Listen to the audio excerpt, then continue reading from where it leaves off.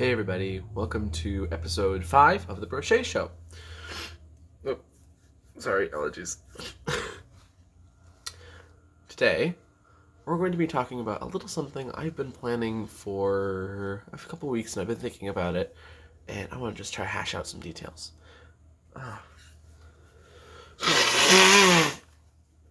Sorry, my allergy meds aren't working as well as usual. But, so you've seen these things like, let's see, like the Great Homestead Tour, I think that I saw once on YouTube. I can't remember the channel name all of a sudden, but all these different people do these things like it's like their own category. Like mine would be yarn. I'd go around and I would go on a tour, and I would go to lots of different little yarn shops and go to different fiber farms. You know, like a lot of people keep alpacas. It'd be really fun to go. I think it'd be really fun to go to lots of different places where people will hopefully give me a little tour, and I will record it, and we'll do both lives and vlogs of the whole process. And I would like buy a couple skeins of yarn from each little place I go, then eventually make one big, say, probably a blanket or a collage of some sort with all these different yarns. I think that'd be the coolest thing. So I'm gonna talk a little bit about what I've been, my plans for this. I'm gonna research some places I can go, and we'll see how this turns out. Now, as I've mentioned last week, my family is in the middle of moving. 1 week till we move. 1 week. Really exciting. We're not moving very far away from where we are right now, but it's to a much bigger property, which is great since we have so many people. But, yeah. I was thinking that it would make the most sense for me to do a tour of just Oregon to start with. And maybe someday I would go state by state, and eventually, who knows, maybe I would do like the whole US. I think this is probably going to be like a 1 month trip. Seems like a long time, probably a 2-week trip or so. There we go.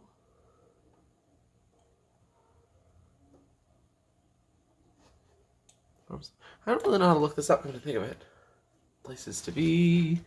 Let's see.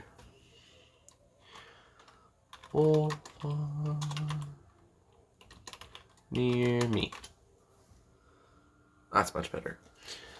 So, Trillium Valley Farm. That's actually right. Oh, it's actually just the next town over. That would be. I can do a vlog of that without even having to go on a tour. Great gravy. My local wool. Oh, there's a website for this. There's a website dedicated to this. Okay, bringing farmers, artists, and crafters together. View our map. They have a map. Oh, that would make this so much easier if there's a map for me to follow. Yeah. Oh wow, this is cool. Yeah, look, there you go. It's a full map of different farms in Oregon I could go to.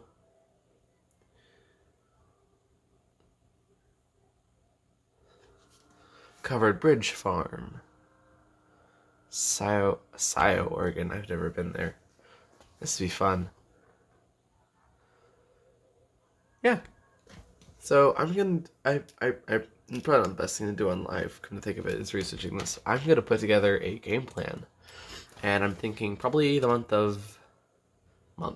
Probably I'll pick a time 2 weeks in July or August when I'm not busy with any other events, and we'll go on a tour.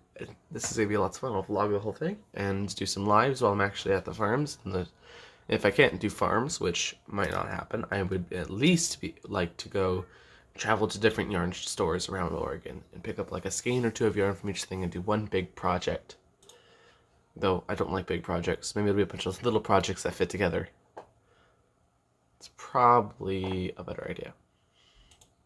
I will bookmark that page because that's very useful. So, now that we've covered that pretty thoroughly, I'm going to talk about a couple books I've been reading lately. I started an Audible trial about a month and a half ago. And one thing I didn't know about Audible is they have this entire depository, an entire library of audiobooks that come with their Plus membership, which is $7 a month. And I spent probably like 10 to 12 hours every day just listening to audiobooks while I was working up at the farm and while I was working, say, crocheting things. It was wonderful. I started lots of different series. The problem is that a lot of different series in that catalog only have like the first book or two. A lot of them, especially the Cradle series, that had all the books that were out in the catalog. I think that's what it is, the Plus catalog. And that was lovely. I really enjoyed that. So Cradle series, and then the other one I'm listening to now is called Mech. The series is called Mech. It's about mechs. But that one I'm not enjoying as much as the one I was before. Let's see, which was called The Messenger. That's what it was, The Messenger. And that's actually about a mech as well. It's a new genre for me. I've never really enjoyed like robot sci-fi, but it's fun. Definitely enjoyed Cradle more, but right now Cradle, the latest book, I think it's book 10, doesn't come out until November, so I have to wait. This is why I don't like getting into series that aren't completed, which is why I usually read older books, but thanks to Audible, I've now gotten hooked on series that I have to wait for the next book to come out. Not fun, but I really enjoy the books.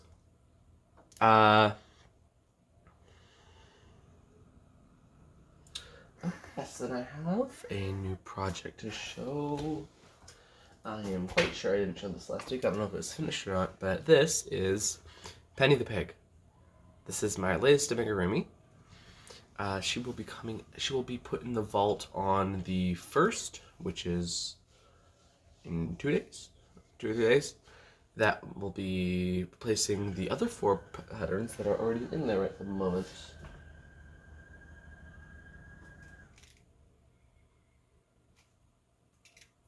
Some sort of feedback in my headphones. Yeah, what else we have? We also have book 2. Yes, so book 2 of the Woodland Amigurumi series is coming out soon. I don't have a date for it because we're moving, so I haven't had any time to work on it. But the Woodland Amigurumi, I have them in a pile over there on the floor because I was digging through them to find the pigs so I could take pictures. I'm busy writing up the pattern so I can send it to my tech editor and get that in the vault as soon as it changes over to next month. I'm still struggling on writing the story for Penny. Like if you've used one of my patterns, then you'll know that I write little stories for each of my amigurumi. So I just give them a personality, give them a background story. I find it a lot of fun.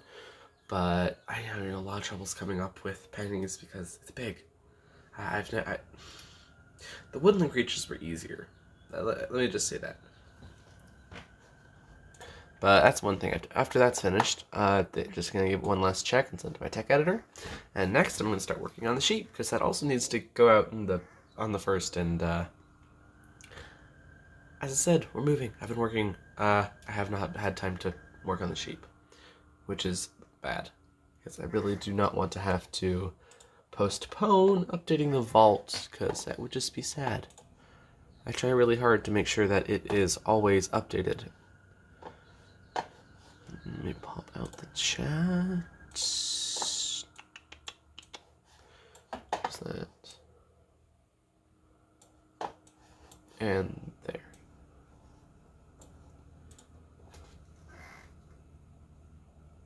That's all I prepared.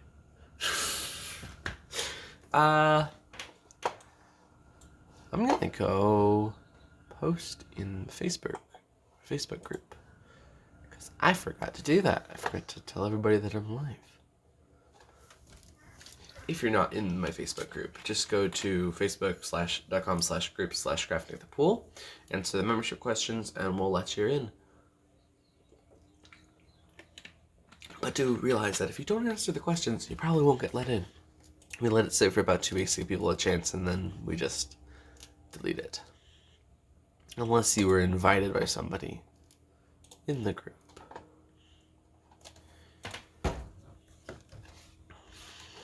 Copy link. And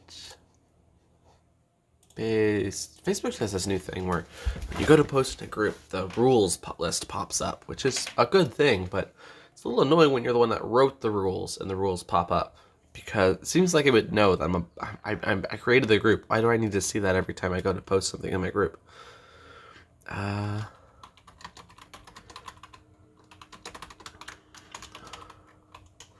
Birthday show. Oh, I cannot wait to actually turn this into a real show. Because at the moment, I am too busy to do this properly. Grab the link and post. There we go. Hopefully we'll get some more people in here so I can be answering some questions so I don't have to just stop talking. Because that just awkward silence, not fun. There we go. Okay, so Penny needs personality. I just don't like reusing personalities because I've given each one of my patterns a different one. But I suppose some are similar because you can't really avoid that.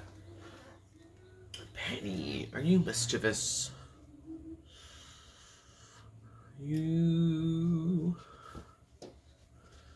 And then I always have to make the decision, am I going to make them unique? Like, not conforming to usual... I don't know how to put it. So, pigs are usually... See, I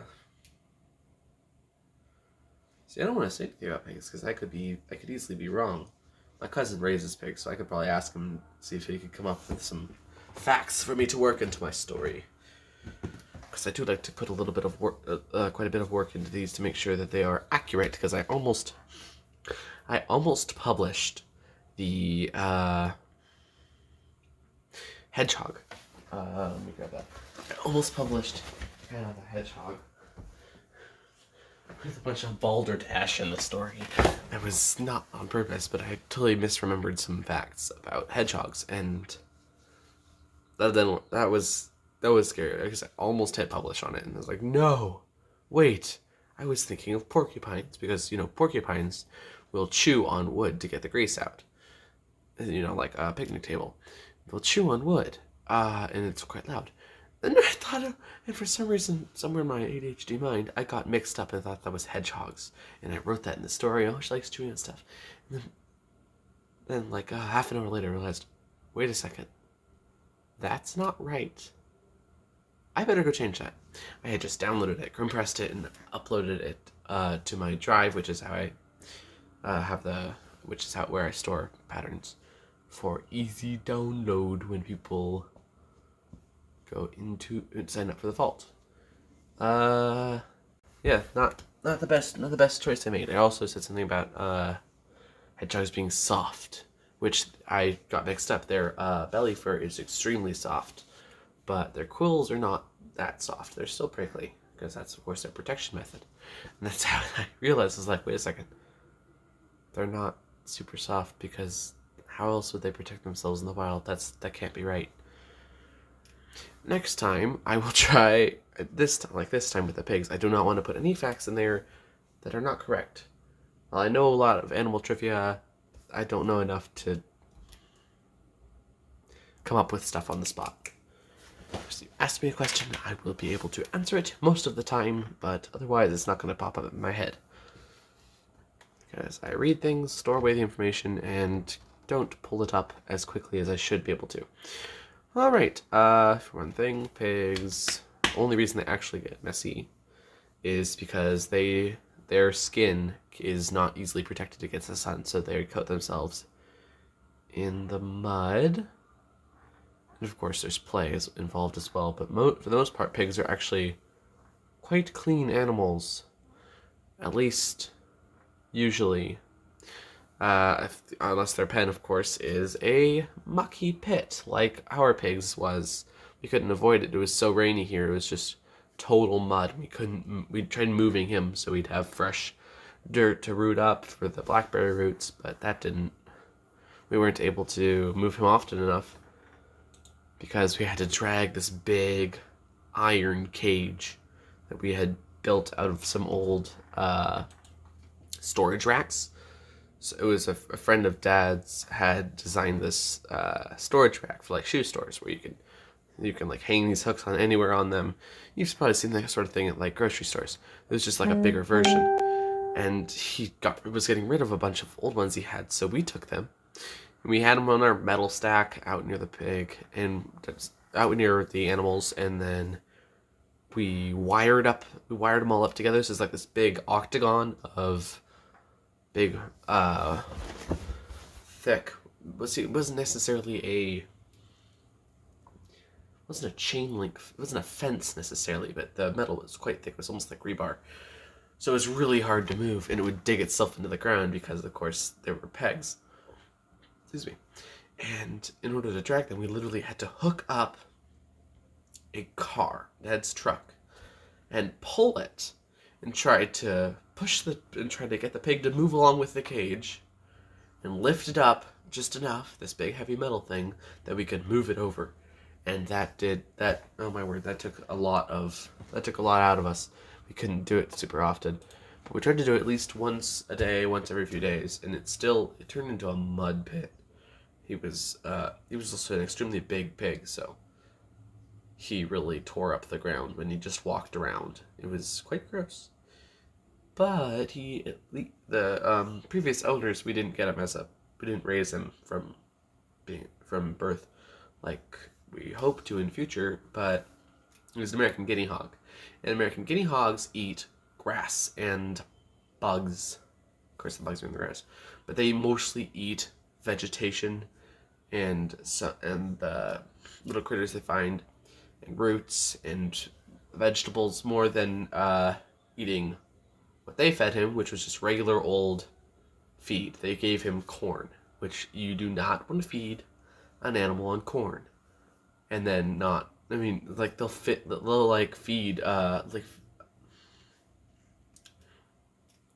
like the meat you buy in the market, like the beef, usually that they're fed on corn. And that's not their natural diet, so of course it causes some issues, but that's a whole other story. But then like finish them off on something nicer. Sometimes, I don't remember what it is, sometimes it's wheat, or they'll finish them off on something better. But, especially grass, but you can't feed a pig, like an American guinea hog, that is meant to eat grass and roots on corn, because then they just gain a ton of weight, and it's not healthy weight, and it's not good. So he was this really old, like he should have been slaughtered way before we got him, but they kept him as a pet. So like, all right, we can take care of him, and eventually we'll cook him up. Sorry if that offends anybody, but that's how it works.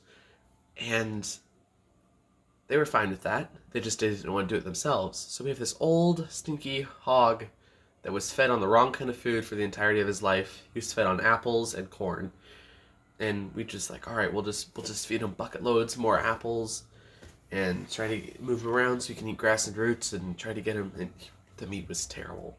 We still have some in the freezer. This was like 2 years ago, but the meat was terrible. We told the butcher we wanted to keep everything, and we just got back meat, and we were very annoyed.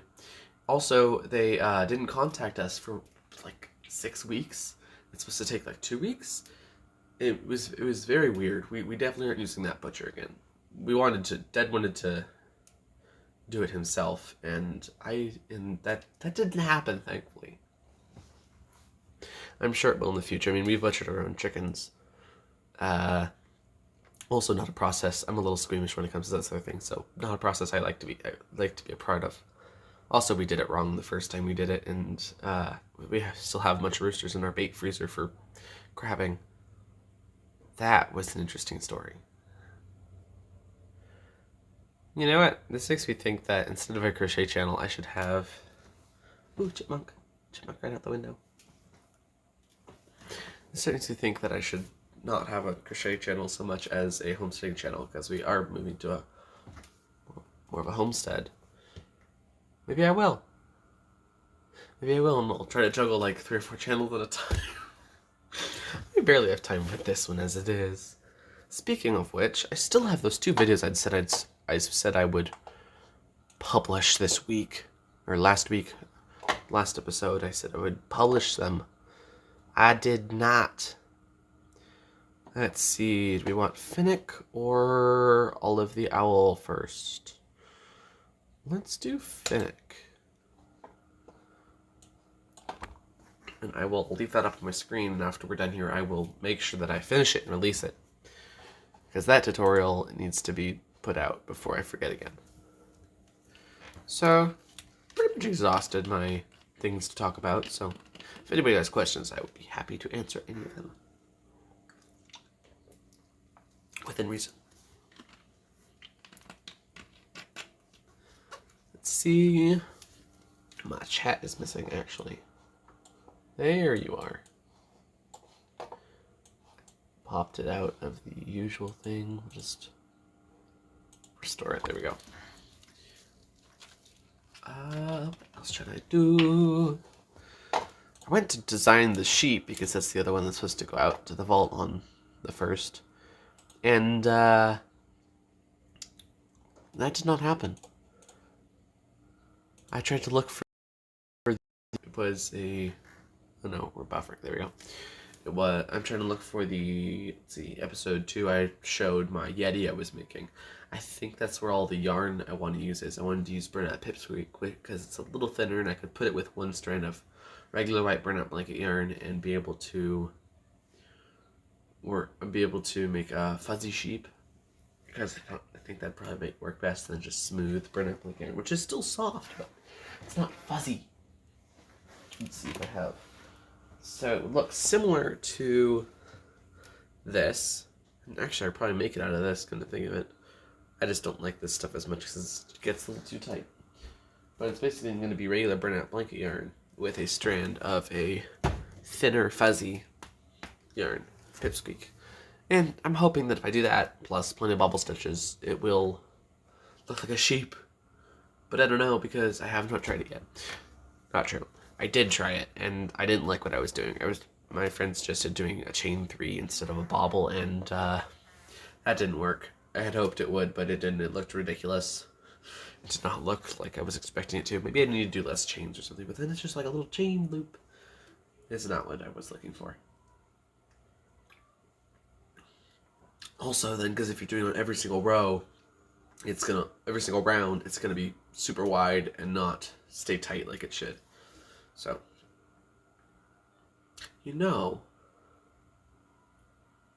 for every single stitch I do, I pull out a loop, the pipsqueak a little further. That might give it the desired look.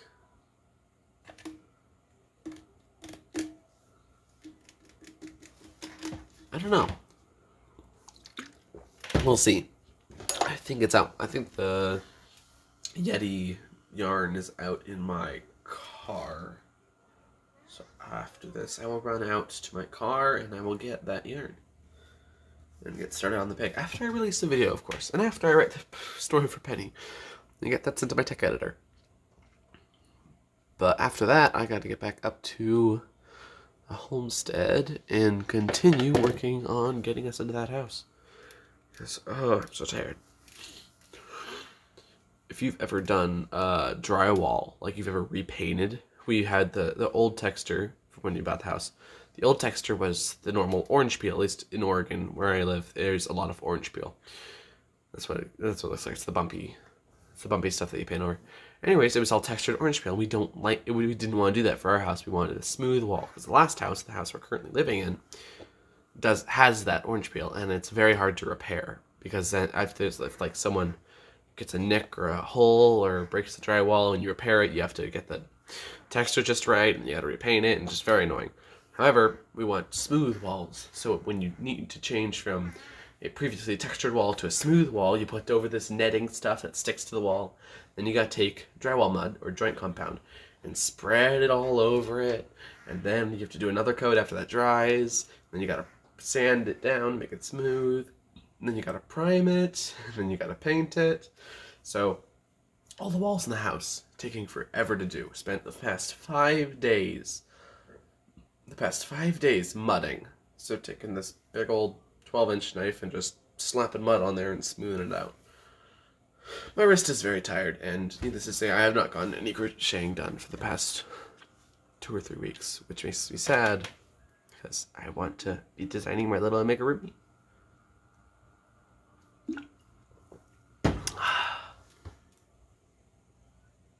I have got to do an interview on here sometime. I really looking forward to it, because I like to talk to people. When I'm talking to a camera, I have to imagine talking to a bunch of people, which usually I am. Usually. Sometimes it's only 1 or 2 people, like right now. Thank you for watching.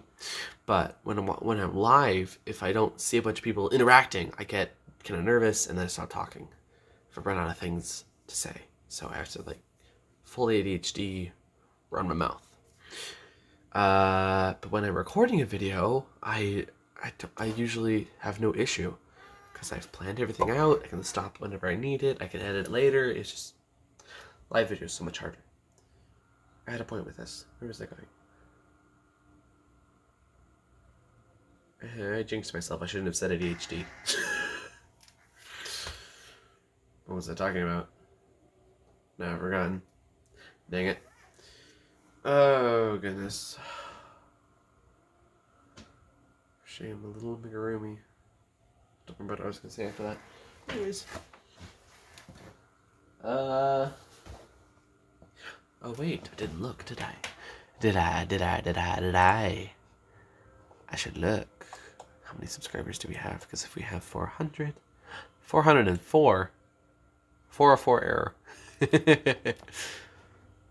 404... Oh, wow. Getting a lot more views lately. That's awesome. I have 404 subscribers. Okay, it's time to do a giveaway. Oh. This is going to be fun. How do I set this up? How am I going to run this? Let's see. We are going to do a giveaway. Do I want to, like, combine it with my birthday?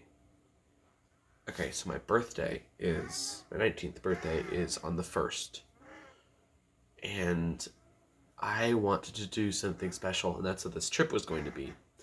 The yarn tour, that was going to be for my birthday, but of course we're still moving. We're moving over my birthday, sadly.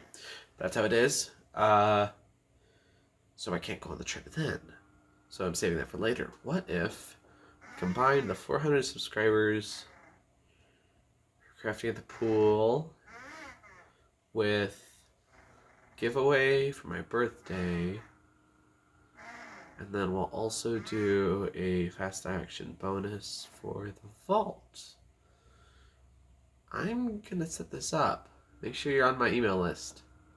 You can sign up on my website. Just go to craftingthepool.com. But I'm gonna set this up. It's gonna be fun. That's the other thing I'm doing this afternoon. I am going to set up a giveaway and event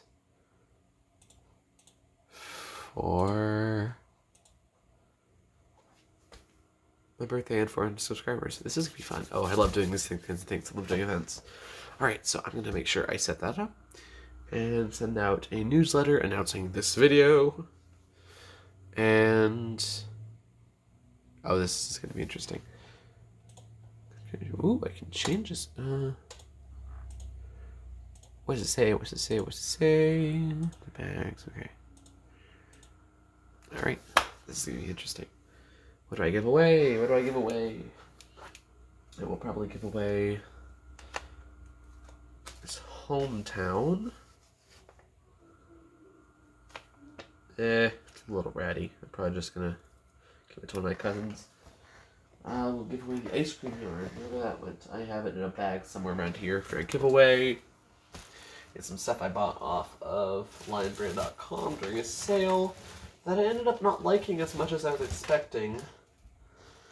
And I didn't end up using any of it. So that will be a good thing to give away. Also give away, let's see here, probably go buy a hook, print out a couple copies of my pattern, perhaps even a copy of a book. That would be fun. Give away a copy of my book and not do it digital. But digital's easier for a lot of people. Then we need to mail a paper copy and they'll have it forever. What else can I do? This stuff I can give away.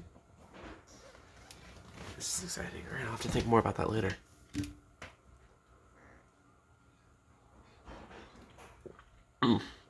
Yeah, I don't think I can go for an hour, so I think that's about it for today. I will sign off here. Make sure to check out the vault if you haven't already. There are 4 unique patterns in there no one else can get at the moment. And yeah. Those will be releasing sometime soon, but since we're moving, I have not had time to do any releases lately. But that will happen after we're moved. I'll start back up the release schedule and we'll get those patterns out. But for now, the only place you can get hedgehog pattern and the reindeer pattern and the wolf pattern and the duck pattern, I think, are in the vault. But with that, I'm gonna go release the fox video. Should be out in 20 minutes or so. It takes some time to get all of the things written up. So I will see you all next week. Make sure to join me again. Goodbye.